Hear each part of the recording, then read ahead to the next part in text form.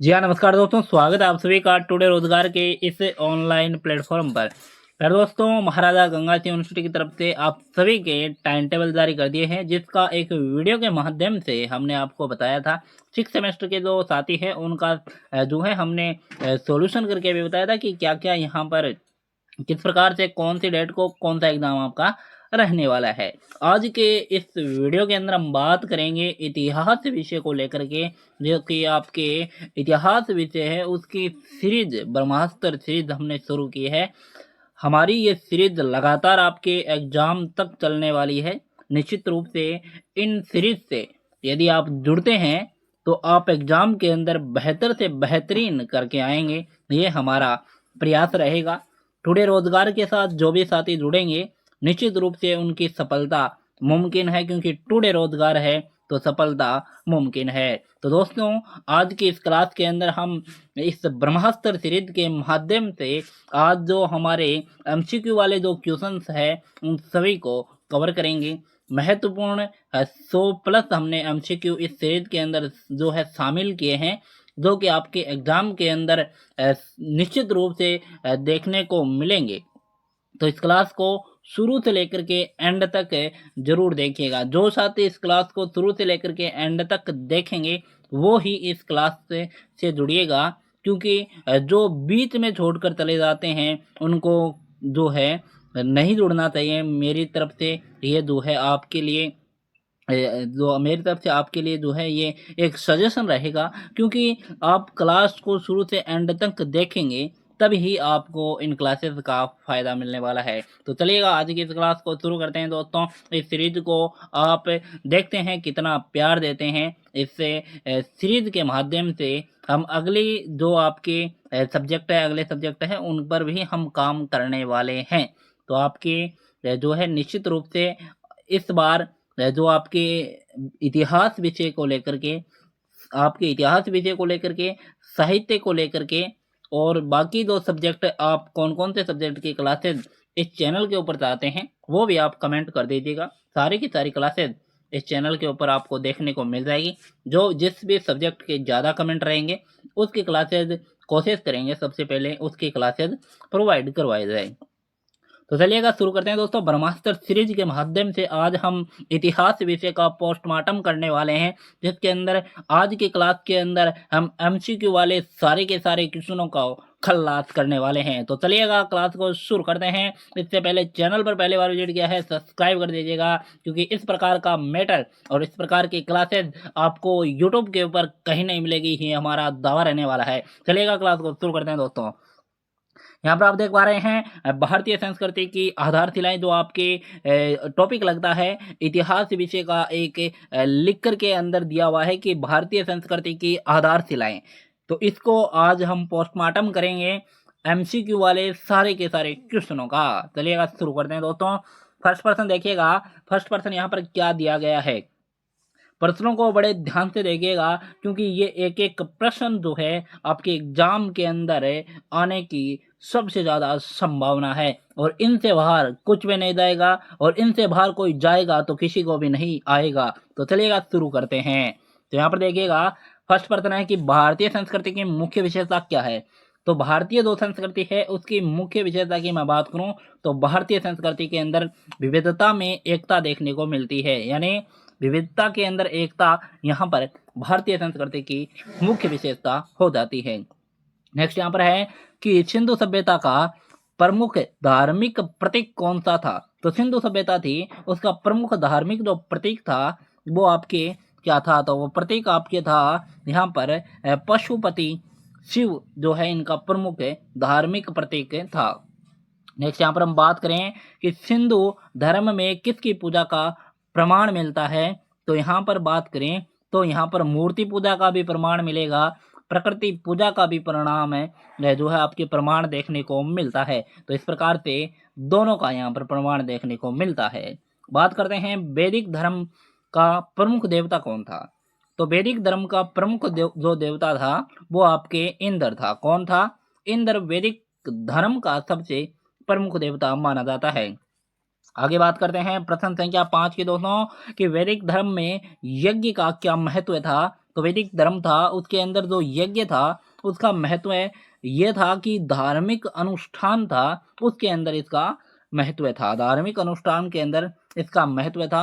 धार्मिक अनुष्ठान के अनुसार यहाँ पर यज्ञ करवाया जाता था। बात करते हैं जैन धर्म के संस्थापक कौन माने जाते हैं। जैन धर्म के संस्थापक माने जाते हैं ऋषभदेव। ऋषभदेव जैन धर्म के संस्थापक माने जाते हैं। जैन धर्म में अहिंसा का क्या अर्थ होता है, तो अहिंसा का जो अर्थ होता है दोस्तों, सभी जीवों को हानि न पहुंचाना जैन धर्म के अंदर अहिंसा का अर्थ होता है। आगे हम बात करते हैं। आगे यहाँ पर है कि बौद्ध धर्म के संस्थापक कौन थे। बौद्ध धर्म के संस्थापक कौन थे, तो यह आप सभी इससे अवगत हैं। गौतम बुद्ध बौद्ध धर्म के संस्थापक है। बौद्ध धर्म का मुख्य सिद्धांत क्या था, तो बौद्ध धर्म का जो मुख्य सिद्धांत था वो था 4 आर्य सत्य। 4 आर्य सत्य थे। पौराणिक धर्म में प्रमुख देवता कौन कौन है। पौराणिक धर्म में प्रमुख देवता की हम बात करें तो यहाँ पर ब्रह्मा, विष्णु और महेश ये पौराणिक धर्म के अंदर प्रमुख देवता माने जाते हैं। आगे हम बात करें तो भारतीय संस्कृति का कौन सा गुण इसे विशेष बनाता है, तो कौन सा गुण इसे विशेष बनाता है, तो वो बनाता है सहिष्णुता, इसको विशेष बनाता है। आगे हम बात करें कि सिंधु सभ्यता में मातृ देवी की पूजा क्या संकेत मिलता है। मातृ देवी की पूजा का क्या संकेत यहाँ पर मिलता है, तो यहाँ पर मातृ सतात्मक प्रवृत्ति थी। यहाँ पर मातृ सतात्मक प्रवृत्ति यहाँ पर देखने को मिली है। वैदिक धर्म में ऋग्वेद का क्या महत्व था, तो यहाँ पर मंत्रों का संग्रह था। क्या था यहाँ पर, मंत्रों का संग्रह था। जैन धर्म में त्रिरत्न क्या है, तो जैन धर्म के अंदर जो त्रिरत्न है वो आपके ज्ञान, दर्शन और चरित्र है। ज्ञान, दर्शन और चरित्र है। नेक्स्ट यहाँ पर बात करें कि बौद्ध धर्म में निर्वाण का क्या अर्थ है। निर्वाण का अर्थ क्या है, तो यहाँ पर हो जाएगा दुखों का अंत। निर्वाण का अर्थ दुखों का अंत है। पौराणिक धर्म में अवतारवाद किससे संबंधित है, तो ये विष्णु से संबंधित है। भारतीय संस्कृति की प्राचीनता किससे सिद्ध होती है, तो ये किससे सिद्ध होती है, यह आपके प्राचीन ग्रंथ से सिद्ध होती है। नेक्स्ट यहाँ पर है कि वैदिक धर्म में समाज का विभाजन किस आधार पर किया था, तो किस आधार पर था, तो किस आधार पर था, यह आपके था वर्ण के आधार पर था। वर्ण के आधार पर वैदिक धर्म में समाज का विभाजन किया हुआ था। नेक्स्ट यहाँ पर है जैन धर्म में तपस्या का क्या उद्देश्य है, तो जैन धर्म के अंदर तपस्या का उद्देश्य है मोक्ष की प्राप्ति। क्या, किसकी प्राप्ति, मोक्ष की प्राप्ति। नेक्स्ट यहाँ पर है बौद्ध धर्म का प्रसार किस शासक ने अधिक किया है, तो बौद्ध धर्म का प्रसार किसी ने किया है, तो वो अशोक ने किया है। नेक्स्ट यहाँ पर है वर्ण व्यवस्था का आधार क्या था। वर्ण व्यवस्था का आधार क्या था, तो वर्ण व्यवस्था का जो आधार था वो आपके कर्म था। क्या था, कर्म था। नेक्स्ट यहाँ पर है ब्राह्मण का मुख्य कार्य क्या माना जाता था, तो यहाँ पर ब्राह्मण का जो मुख्य कार्य होता था वो शिक्षा और यज्ञ करवाना, ये इसका मुख्य कार्य होता था। और नेक्स्ट यहाँ पर हम बात करें क्षत्रिय का प्रमुख कर्तव्य क्या होता था, तो उसका रक्षा और शासन करना इनका प्रमुख कर्तव्य होता था। नेक्स्ट यहाँ पर है कि वैश्य वर्ग का मुख्य कार्य क्या होता था, तो वैश्य जो वर्ग होता था उसका मुख्य कार्य होता था आपके व्यापार और कृषि करना, इसका मुख्य कार्य होता था। नेक्स्ट यहाँ पर है कि नेक्स्ट यहाँ पर है कि शूद्र का कार्य क्या होता था। शूद्र का जो कार्य होता था वो होता था आपके शूद्र का जो कार्य होता था वो आपके यहाँ पर होता था आपके सेवा करना। सेवा करना शूद्र का कार्य होता था। आश्रम व्यवस्था में कितने आश्रम होते थे, तो आश्रम व्यवस्था के अंदर 4 आश्रम व्यवस्था में 4 आश्रम होते थे। ब्रह्मचर्य आश्रम का मुख्य उद्देश्य क्या होता था, तो इसका उद्देश्य शिक्षा प्राप्त करना होता था।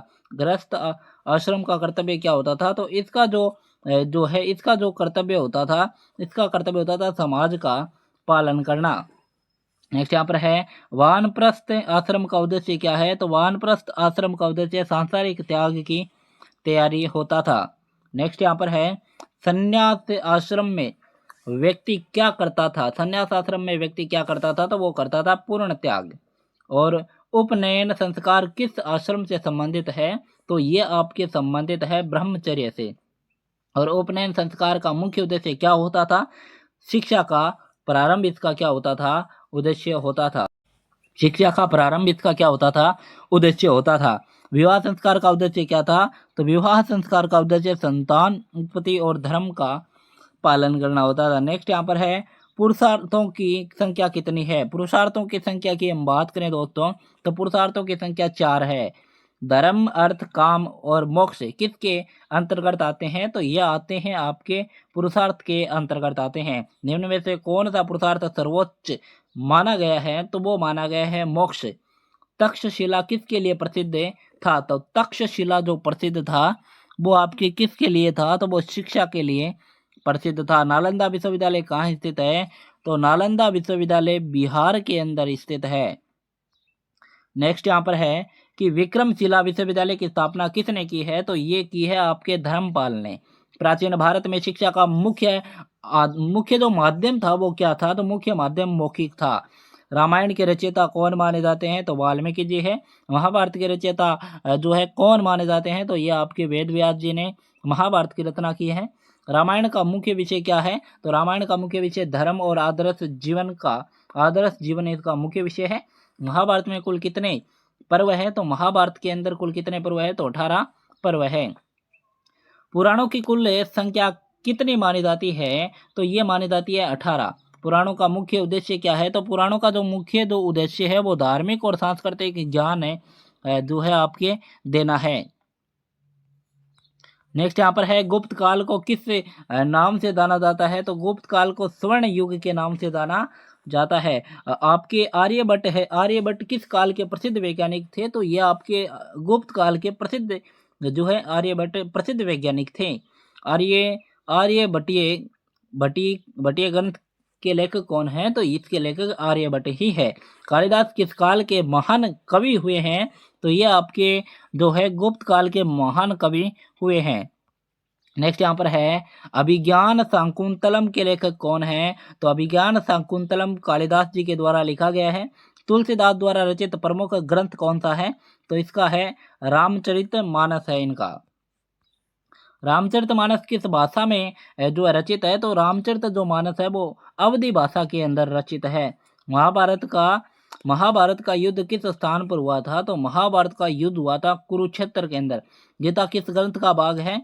तो गीता जो है महाभारत का भाग है। ब्राह्मण किस क्षेत्र के विद्वान थे? तो ब्राह्मण ज्योतिष एवं खगोल के विद्वान थे। नेक्स्ट यहाँ पर है कि पुराणों में किस विषय का वर्णन जो है अधिक मिलता है? तो देवताओं और सृष्टि की कथा का वर्णन देखने को मिलता है। कालिदास की कौन सी कृति महाकाव्य है? तो कालिदास जी की जो है आपके एक तो आपके मेघदूत हैं और दूसरे आपके जो है आपके रघुवंश और आपके कुमार संभव। मेघदूत नहीं है, रघुवंश और कुमार संभव ये दोनों की दोनों है वो आपके कालिदास जी की महाकाव्य है।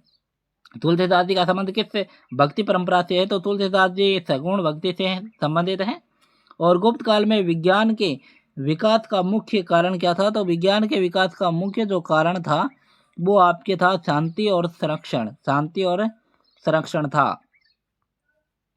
नेक्स्ट यहाँ पर है सिंधु सभ्यता की मूर्तिकला की प्रमुख विशेषता क्या थी? तो यहाँ पर विशेषता यह थी कि यथार्थवाद और सूक्ष्मता यहाँ पर थी।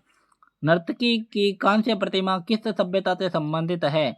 तो किस सभ्यता से यह संबंधित है? सिंधु सभ्यता से संबंधित है। मौर्यकालीन कला का प्रमुख उदाहरण कौन सा है? तो मौर्यकालीन कला का प्रमुख उदाहरण अशोक स्तंभ है। मौर्यकालीन स्तंभों पर किस पशु की आकृति प्रमुख रूप से अंकित है? तो सिंह की है। गांधार कला पर किसका प्रभाव स्पष्ट रूप से दिखाई देता है? यूनानी का दिखाई देता है। और गांधार कला जो है गांधार कला का प्रमुख विषय क्या था? तो गांधार कला का प्रमुख विषय जो था वो आपके बुद्ध की जो है मूर्तियां यहाँ पर इसका प्रमुख जो है विषय था। नेक्स्ट यहाँ पर बात करें तो नेक्स्ट यहाँ पर है मथुरा जो है कला की विशेषता क्या है? मथुरा कला की विशेषता की बात करें तो लाल बलुआ पत्थर का इसके अंदर क्या हुआ है? प्रयोग हुआ है।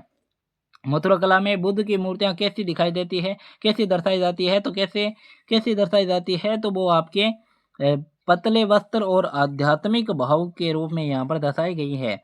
नेक्स्ट यहाँ पर है गुप्तकालीन मंदिरों की प्रमुख विशेषता क्या है? गुप्तकालीन मंदिरों की प्रमुख जो विशेषता है वो है शिखर का विकास की प्रमुख विशेषता है। देवगढ़ का दशावतार मंदिर किस काल का है? तो ये आपके गुप्त काल का है। किस काल का है? गुप्त काल का। दिल्ली सल्तनत काल में किस प्रकार की वास्तुकला विकसित हुई है तो वो आपकी हुई है इंडो इस्लामिक शैली। कुतुब मीनार का निर्माण किस काल में हुआ था? तो ये आपके दिल्ली सल्तनत के काल के अंदर हुआ था। आगे बढ़ते हैं। मुगल वास्तुकला के प्रमुख विशेषता क्या है? तो प्रमुख जो विशेषता है वो गुंबद और मेहराब है। गुंबद और मेहराब है। ताजमहल का निर्माण किसने करवाया? ताजमहल का निर्माण शाहजहां ने करवाया। राजपूत चित्रकला का मुख्य विषय क्या है? तो राजपूत चित्रकला का मुख्य विषय धार्मिक और प्रेम प्रसंग है। मेवाड़ चित्रकला किसकी उपशाखा है? तो यह राजपूत चित्रकला की उपशाखा मानी जाती है। राजपूत चित्रकला में रंगों का जो है प्रयोग कैसे होता था, कैसा होता था? तो वो आपके होता था गहरा और चमकीला होता था। गांधार कला का प्रमुख केंद्र कहाँ है? तो वो आपके तक्षशिला के अंदर है। मौर्य काल में चमकदार पोलिस को क्या कहा जाता है? तो मौर्य काल में मौर्य पोलिस यहाँ पर कहा जाता था। नेक्स्ट यहाँ पर है, गुप्तकालीन मंदिर किस सामग्री से बने होते थे? तो ये होते थे ईंट और पत्थर से बने होते थे। आगे बढ़ते हैं। भारतीय आपके भक्ति आंदोलन का मुख्य उद्देश्य क्या था? तो मुख्य उद्देश्य जो था वो आपके ईश्वर के प्रति व्यक्तिगत भक्ति पर जोर देना था। सूफीवाद का प्रमुख सिद्धांत क्या है? तो सूफीवाद का प्रमुख सिद्धांत है प्रेम और ईश्वर के साथ आध्यात्मिक संबंध है। निम्न में से कौन भक्ति आंदोलन के संत थे? तो कौन थे भक्ति आंदोलन के संत? संत कबीर थे। सूफी संतों ने किस भाषा को लोकप्रिय बनाया था? तो इन्होंने बनाया था स्थानीय भाषाओं को लोकप्रिय जो है बनाया था।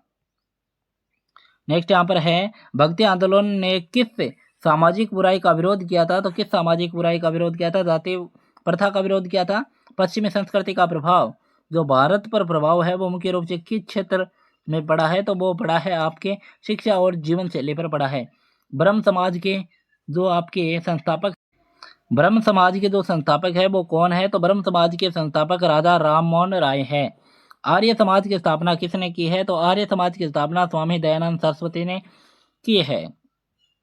नेक्स्ट यहाँ पर है कि ब्रह्म समाज का मुख्य उद्देश्य क्या था? तो यहाँ पर एकेश्वरवाद का प्रसार करना था। आर्य समाज ने किसका समर्थन किया है?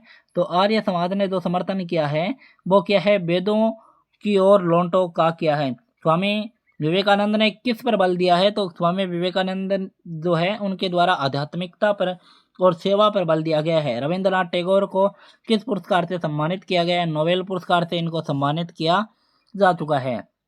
नेक्स्ट यहाँ पर है, सूफी संतों ने किस विचार को बढ़ावा दिया था? तो सूफी संतों ने सही पूर्णता के विचार को बढ़ावा दिया। पश्चिमी संस्कृति का प्रभाव किस प्रणाली पर अधिक पड़ा है? तो शिक्षा प्रणाली पर अधिक पड़ा है। ब्रह्म समाज ने किस प्रथा का विरोध किया था? तो सती प्रथा का विरोध किया। आर्य समाज ने किसके खिलाफ आवाज उठाई थी? तो सामाजिक कुरीतियां थी उनके खिलाफ आवाज उठाई थी। विवेकानंद जी का शिकागो भाषण किस वर्ष से जो हुआ था? शिकागो भाषण किस वर्ष हुआ था? तो वो आपके 1893 के अंदर हुआ था। और नेक्स्ट यहाँ पर है कि टैगोर ने किस संस्था की स्थापना की थी? तो टैगोर ने जो संस्था स्थापना की थी वो विश्व भारती विश्वविद्यालय की स्थापना की। भक्ति और सूफी आंदोलन का संयुक्त प्रभाव क्या था? तो वो आपके सामाजिक समरसता था। और नेक्स्ट यहाँ पर पश्चिमी संस्कृति के प्रभाव से क्या परिवर्तन आया? तो यहाँ पर आधुनिकता का विकास हुआ। तो आज की इस क्लास के अंदर हमने इतिहास विषय को लेकर के 100 MCQ क्वेश्चनों को कवर कर लिया है। MCQ से यदि कोई भी प्रश्न आएगा तो इनसे बाहर नहीं जाएगा। बाकी अगली क्लास के अंदर हम रेगिस्तानों को कवर करेंगे, जिनकी जल्द ही इसकी भी क्लासें हम अपलोड कर देंगे। रेगिस्तान वाले क्वेश्चन भी 100 क्वेश्चन लेकर आने वाले हैं और ये 200 जो क्वेश्चन हम लेकर आए हैं, इन 200 क्वेश्चनों के अंदर आपके रेगिस्तान वाले और MCQ वाले इन सभी से जो आपके MCQ और रेगिस्तान वाले जितने भी क्वेश्चन हैं आपके 200 क्वेश्चन हो जाएंगे MCQ और रेगिस्तान वाले मिला करके। तो इनसे बाहर कोई भी MCQ वाला और रेगिस्तान वाला क्वेश्चन बाहर नहीं जाने वाला है। तो उम्मीद करते हैं आज की क्लास आपको अच्छी लगी होगी। इस सीरीज को आप कितना प्यार देते हैं। आगे के जो सब्जेक्ट है, कौन से सब्जेक्ट की जो है आपकी क्लासेज जो है और शुरू करनी है वो आप कमेंट के अंदर कमेंट कर दीजिएगा। जिस सब्जेक्ट के ज़्यादा कमेंट आएंगे कोशिश करेंगे उसी की क्लास जो है सबसे पहले प्रोवाइड करवाएं। तो आज की क्लास को यहीं पर समाप्त करते हैं। मिलेंगे अगली क्लास में, तब तक के लिए जय हिंद जय भारत।